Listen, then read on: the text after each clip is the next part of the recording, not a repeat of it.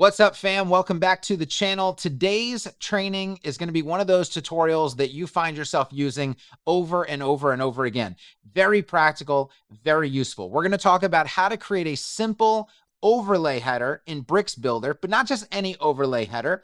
It's actually a toggle-based overlay header, which means that you can toggle the header into overlay mode or keep it as a standard header on a page-by-page basis. You have complete control over this, and it takes 1 second to switch between the two different types of headers. I'm going to jump in and show you a live example of this. Then we're going to talk a little bit about why this is so important to have on a website that has an overlay header, and then I'm going to actually show you how to build it. So let's go ahead and share my screen. This is a website that I am working on currently for a client. It is in development, and as you can see, this main page right here has a hero section with an overlay header. But not every page, when you have an overlay header situation on a page like this, it doesn't necessarily mean, in fact, it usually doesn't mean that every single page of the website is going to have an overlay header. And herein lies the problem with overlay headers. Even if the builder makes it easy to create an overlay header, which Bricks does not, okay, we'll talk about that in just a second. But even if the builder does make it easy to create an overlay header, it usually doesn't give you an easy way to toggle the overlay on and off on a page-by-page basis. And you really need this to happen, because if you go to the How It Works page, I'm going to click on that, let it navigate over there, you're going to see that it does not have an overlay header. It has a standard header. And if you look between the two, notice that when it's in overlay, the logo is a white logo and the links are white. But when we go to the How It Works page, you're going to see that the logo is black and the links are a different color. They're the brand colors. So the ability to go from page to page and just have a standard header on these pages, and then whenever you want to, you can switch to an overlay header, is tremendously valuable. And I think one of the situations that a lot of people find themselves in with header overlays, because this is not typically easy to do with most page builders, is when they want to have an overlay effect with their header, they force every single page to have it, which means you can't have a page that just has a normal hero section like this. You always have to, because what would happen if this was still in overlay mode? This would be a white logo, which means you wouldn't be able to read it. And these would be white links, which means you wouldn't be able to read them. And that's a big, big, big problem. So it forces you to have a dark background color for your hero or a background image of some sort on every single page. Now, on your main pages, you could probably design, hero sections to absolutely do that. And people will say, it's not that big of a deal. But actually, it still is that big of a deal, because then you still have your 404 error page to contend with. You have your blog archive pages, search results pages. You have to make sure that you're structuring your hero on every one of those pages, every single template, everything, every part of your website has to be constructed to adhere to this overlay hero that you're using site-wide. It's much, much, much easier and much more flexible if you can simply have a normal header, right? So all of your pages are fine by default. You don't have to have any special way of constructing the page to account for the overlay header. So they all have a normal header. And then on the pages where you actually want the overlay, like I'm going to go back to the home page now, you can actually just toggle it on and boom. The other thing we don't want to do to make this happen is to create two headers. You'll see this very often, where people create one header, which is going to be our overlay header, and they create a separate header that's going to be the standard header, and then they find a way to toggle between the two. And even that solution is not a good solution. And the reason is you're now having to manage two different headers. So whenever links change in one header, you got to remember to change it in the other header. It's just not good for scalability. It's not good for maintainability. It doesn't pass the 3-month rule that I often talk about. You build a site and then you come back 3 months later. Do you remember all the things that you did, all the special steps that you took to make things work? And when you create an edit or you create a new page, are you going to remember the list of things that needs to be done to make sure that it all works properly? That double header situation where you're toggling between two different headers does not pass that rule. And what you're going to find when I show you how to build this one is that all the magic happens automatically. All right. So let's go ahead and I'm going to get rid of this and we're going to jump into our training environment. So I am going to first go to Bricks templates, and we're going to see if I even have a header template on this site. And it looks like I do. So I'm going to open up that template. And there is my header right there. Now it says no nav menu found. That's kind of a problem because we're going to need a nav menu to work with here. So I'm going to go to appearance and I'm going to go to menus. And then I'm just going to call this menu and we're going to create the menu. And then I am just going to add, some random links. Okay. So we're going to have this say home. We're going to have this say about. We're going to have this say services. Services goes here, and then we're going to make this a contact. Okay, so I've got some basic links there. I'm going to go ahead and save. Let's go ahead and refresh this, and we should see, there we go. We see that now. Okay, now I'm going to grab this, and I do want to make sure that top level menu, typography, color, let's do like, can I change those links to black? Why is it not allowing me to, what is going on here? Okay. There we go. Now it's working. I was clicking colors and it was not doing anything. All right. So I'm going to go ahead and hit save and let's take a look at this on the front end. All right. So this is my standard header. This is the header that I want on a new page and every page on the website by default. Now what I need to do is we need to do the magic to create the overlay header. All right. So what I'm going to do here is I am going to first create the toggle, right? We need a toggle on every page that we're working on that allows us to choose. Does this page get an overlay header or does this page get a standard header? So let's go ahead and create that toggle. So I'm going to go into Metabox. We're going to go into custom fields.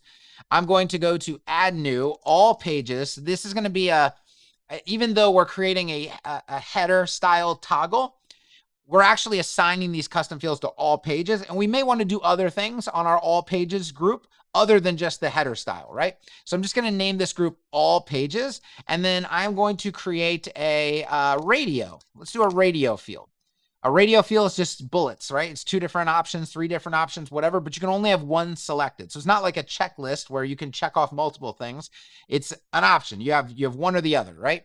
All right, so I'm going to open this, and we're going to call this header overlay style, just like that. And then for my choices, I'm going to have standard, which is going to be my default, and then I'm going to have overlay. All right, so standard is going to go here in the default value field as well. So I have 2 choices, but 1 default. And then I'm going to go ahead and hit publish. We're going to go to settings and make sure that these custom fields are assigned not to post. That's the default. We're going to remove that. We're going to assign them to pages. And we're not going to put any other rules in. So basically this radio field is going to show up on every single page of the website as an option. Now, if you have custom post types that you're using and you want these added to those as well, you would have to create you would have to select the post type here. I don't have any on this training site in particular, but if you did, they would show up here and then you make sure they're selected. If you want this available on post, then absolutely you should. Why are there 2 posts? I don't know. But you should absolutely choose post as well. Right here for this purpose of this training, I really only want to focus on pages. Okay. So I'm going to go ahead and save that. We're going to go over to one of our pages here. And let's do, I don't even know what these pages are. Let's go to Hero Mike. What is going on with Hero Mike? Ooh, this might be a really good one. Okay. So we've got a nice hero section here. And this, I think, would look perfect for having an overlay header. And so what I'm going to do is I'm going to open Hero Mike and I'm going to scroll to the bottom. And look, I have it right here. So header overlay style, standard or overlay. And you see on this site that we already had a footer CTA. I was doing a training on conditional logic for footer CTAs. So I have standard and overlay as my header style. Let's go ahead and switch it to overlay. So remember, it was standard by default. I'm going to go ahead and switch it to overlay, and then I'm going to hit update. Now, I'm going to go to that page, okay? We can actually just refresh the page right here. Obviously, I don't have an overlay header just by switching the toggle to overlay because I haven't actually instructed anything to happen. I haven't designed an overlay header. So here's where we need to stop and pause and talk about the strategy of how we're going to approach this. So we're going to use something called a data attribute. I've done trainings on data attributes in the past, but you can think of a data attribute almost as like a class, right? So, you have a class where you can assign a class to something. Like I could assign the class header overlay, and then I can style the class, and the item, the header in this case, that has that class header overlay would adopt those styles. However, we can't like dynamically add a class to a header without JavaScript. If we want to do this with just the builder, we need a simpler way that the builder actually supports natively, the bricks in this case.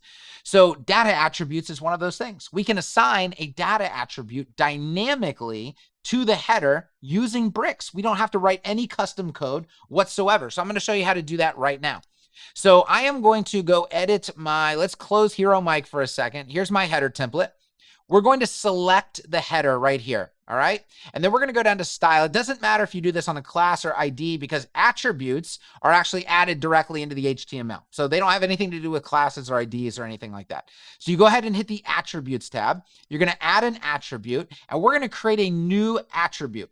Now, all data attributes need to start with the word data. That's just how they work. That's the standard practice. So data. But then you can call it anything you want. So in this case, I'm going to do header style. So we have data header style. And then for the value, we could write standard, or we could write overlay. And then we're going to be able to style this with CSS based on whether it's standard or whether it's overlay. Well, really for standard, we don't have to do anything. We only have to style when it's in overlay mode, right?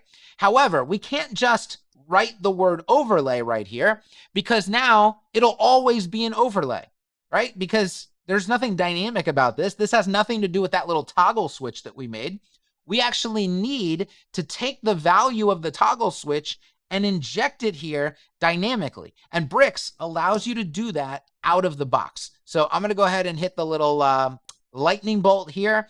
And then I'm going to go down and we are going to find the new custom field that we made. It's called header style, or do I have to do dynamic data first? Okay. Data header style. Why is it not there? Oh, you know what? I had this open. Let me go ahead and hit save. It can't access that part of the database yet because this page was open before I created the toggle. So I'm going to go ahead and refresh.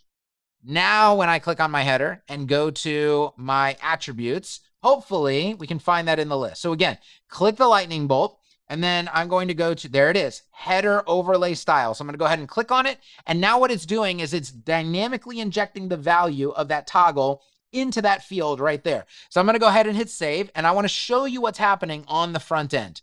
All right, so I'm going to go to the front end. I'm going to right click and I'm going to inspect my header. And if you look, all right, let me zoom way in right here, bring this over. All right.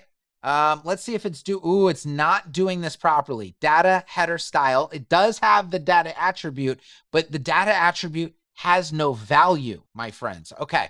So, you know why? It's because, okay, I get it. We're previewing a template, basically. We're not previewing Hero Mike. So I need to refresh. Now we're actually previewing a page, okay? And remember, it's this page that had those toggles, right? So the page has the header value.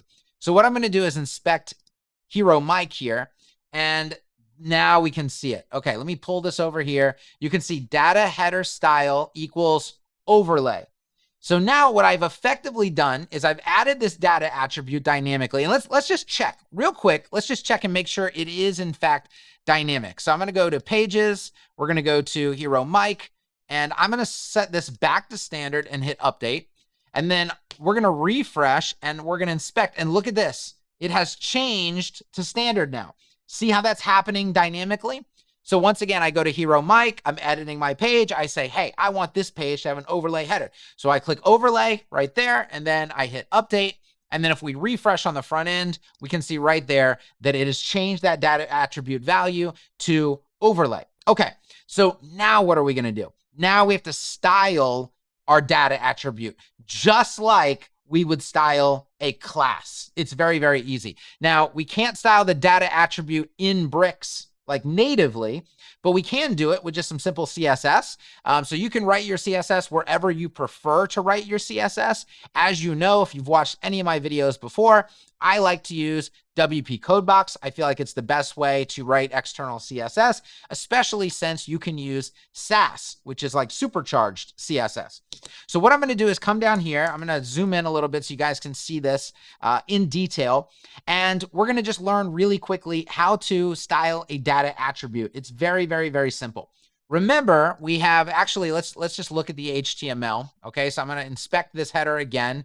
All right, so data header style. Remember that, data header style, because we're going to write that in just a second, equals overlay with a capital O. All right, so I'm going to go back to WP Codebox, and all you have to do is put your data attributes inside of brackets like this. So data header style. Is that what we have?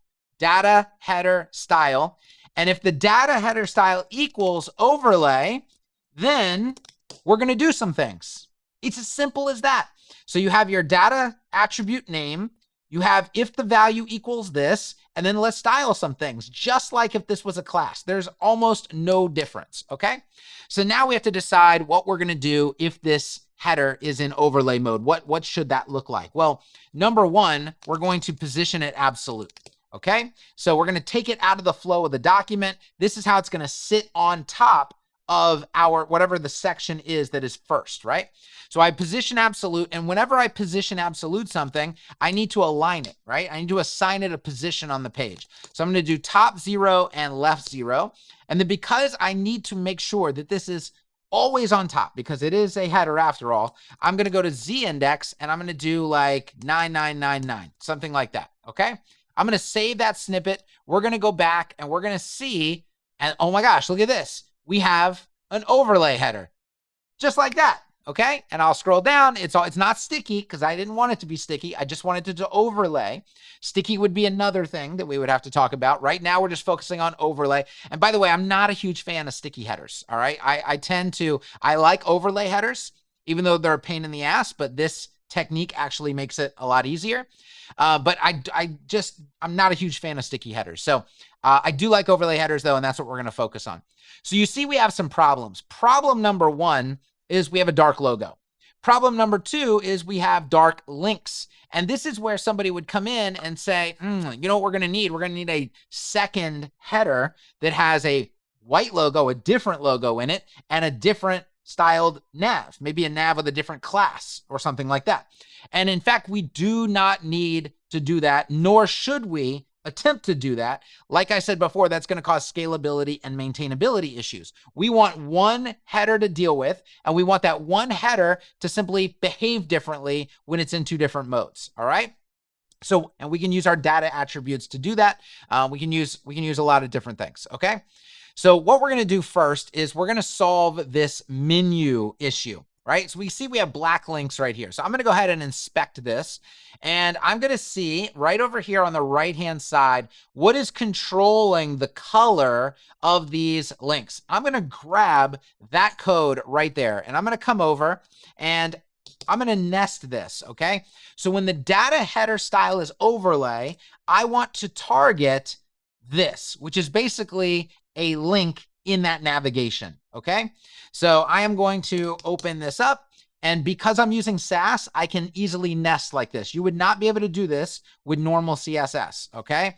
If you wanted to do it with normal CSS, what would you have to do? You'd have to write data header style equals overlay again, and then you would have to add that, and then you would have to do your styling in here. And you can see why that's super inefficient and why Sass is way better. You can simply just nest this below, and Sass is going to take care of it perfectly for you. Okay, so what do I want to do to these links? Well, I can try to color them white or something like that. In this case, I want to actually just use a CSS filter of invert. There are multiple ways that you could go about this. And, when I'm building this for myself, what I find is that doing invert tends to work a little bit better, all right? So what we're going to do, because that kind of takes care of foreground and background stuff all at the same time, it's a little bit more efficient in a lot of cases. Not every case, but in a lot of cases. And you can see what's already happened is that they've inverted themselves. Now, they were not black before. They were a base color, which is like a dark blue. So it kind of seems black, but it wasn't pure Thus, when I invert it, it's not going to be pure white. So what you can actually do is just say color black, and then it's going to invert black, which makes it will be perfectly white. Okay. So if I can actually find, there we go. So now those links are perfectly white. And notice that that all happens, or only happens, I should say, in header overlay mode. If I went to a different page, which these aren't even real pages, let me go to, I should have actually made an actual nav. Let's go to the contact. Look at this. There's my contact page. I haven't done a single thing, right? All of my existing pages on this website, and this is like the good thing about this technique, all of my existing pages on this site still look exactly like they did before. I don't have to go edit them and make changes or assign them to the standard or anything like that. The only page that is different is Hero Mike. And that's because that's the only one that's an overlay. Now what we need to do is we need to take care of this logo right here. All right, so the way that we're going to do that is actually inside of Bricks. So for right now, we don't need any additional CSS. All right, so whoops, I hit the wrong button. All right, so I am going to go to Bricks, Templates, and we are going to open the header template again. So I'm going to edit with Bricks. I'm going to close this. We're getting a little tab heavy here again. Tabby, as I say. All right, let's just close all those. All right, so I've got my template and I've got the page that I'm working with. All right, so what I am going to do is I am going to duplicate this logo element right here. And then I am going to choose a different logo. I'm going to choose this white logo right here. I'm going to insert that. We're not going to pay attention to the fact that they're actually two different logos, but just pretend they're the same logo. One is a white variation and one is a dark variation. Okay. Now I'm going to go ahead and hit save, and I want to see what happens on Hero Mike. Oh gosh, this is awful, right? We have a white logo and a black logo, and we only want one of them to show up. But I think you're probably thinking ahead already, and you're like, Kevin, we can use the conditions feature in Bricks to conditionally hide a logo or show a logo based on the header overlay style. And you're absolutely correct. That was fantastic thinking, by the way. Okay, so we are going to go in here to the template area. I'm going to click on, we're going to start on the white logo. That's probably going to be the easy one. All right, so I'm going to go ahead and do conditions right here. It's a little icon next to the search icon for conditions. I'm going to add a condition, and I'm going to select dynamic data. And my dynamic data is going to be my toggle again, so my header overlay style. And I'm going to say if my header overlay style equals overlay, then we're going to show this logo. That's how the conditions work, is if the condition is true, the element is shown. If the condition is false, the element is hidden. So if it equals overlay, then this is going to show. If it does not equal overlay, then this one is going to show. Now, notice I'm not saying if it equals standard, then we're going to show this one. I'm going to say if it doesn't equal overlay, then we're going to show this one. And here's why. There is what I consider to be a glitch in custom fields. Whereas if you have a bunch of pages already published, and then you go create an option custom field like we did, and you assign it to those pages, even if you set the standard as default, it doesn't matter if it's overlay header or any other kind of option, whatever you set as the default actually does not apply to any of those existing pages until those pages are resaved. And so if you make logic based on this equaling the default, but the default hasn't actually been saved on all those pages yet, because you don't want to open up every individual page and save them, then that value is not going to match. And both of these logos are going to show at all times until you go to every page and resave them to make the default show up, which now they have a value. And that's why you saw earlier when I was looking and I was like, oh, it doesn't have a value. What's going on? That's why, right? So we want to avoid that. And the way we avoid that is by saying, hey, well, we know that if there's no value, then it doesn't equal overlay, right? So then it's going to hide itself. So we use the same exact condition, just the opposite, basically. So I'm going to do dynamic data, if that makes sense. All right, so I'm going to click on this header overlay style, and then I'm going to simply say does not equal overlay. I don't care about that word standard that we used at all. It's just there visually, so somebody can choose standard or overlay, right? Because the choice makes sense to them. But the conditional logic only is focused on the word overlay. Is the word overlay there, or is it not there? That's the safest way to build this logic. Okay, so I'm going to hit save. and we are going to do a little refresh. Guys, the dark one's gone. The dark one is gone. Now here's the real test. The real test is, can I go to a different page and is the dark one still there? And is the light one gone? So that's what we're going to look at right now. So I'm going to go back and we're going to go to pages and I'm going to view that contact page again. Guys, it's dark. There's no light. I don't think there's a light one. Let's inspect. Make sure there's no hidden light one there.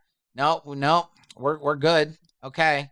Yeah, there's nothing in between those elements. All right. So as you can see, we have achieved the ability to go create an overlay header, and we're going to prove this to you right now. So let's go ahead and edit Hero Mike.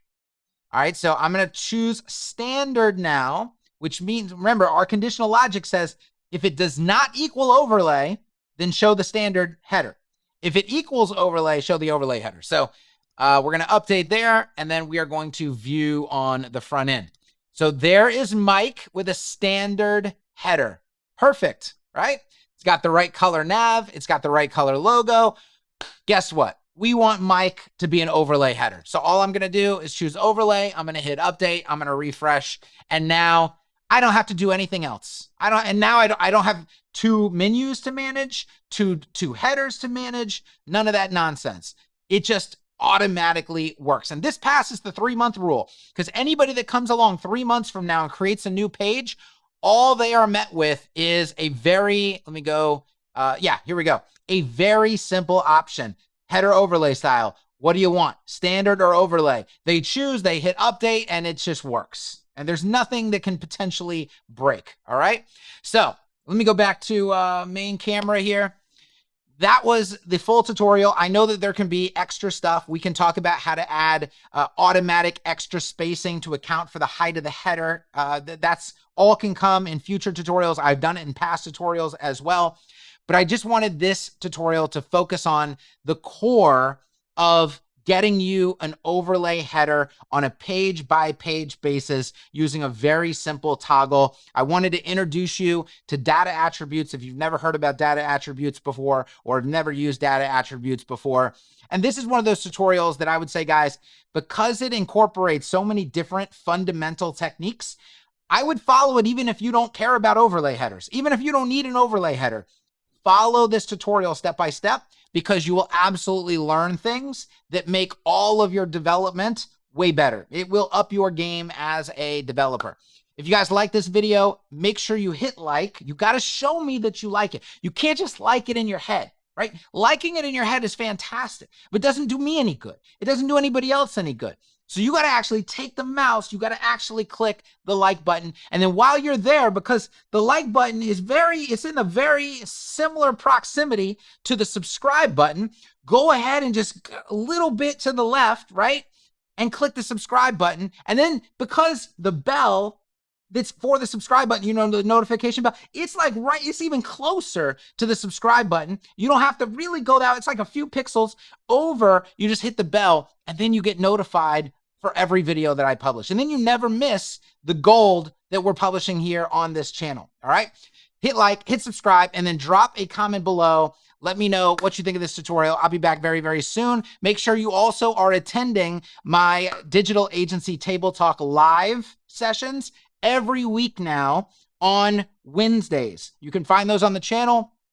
Hit the notification bell on those so you don't miss them. Tons of golden nuggets throughout digital agency table talk. All right, that's it. I'm out. Peace.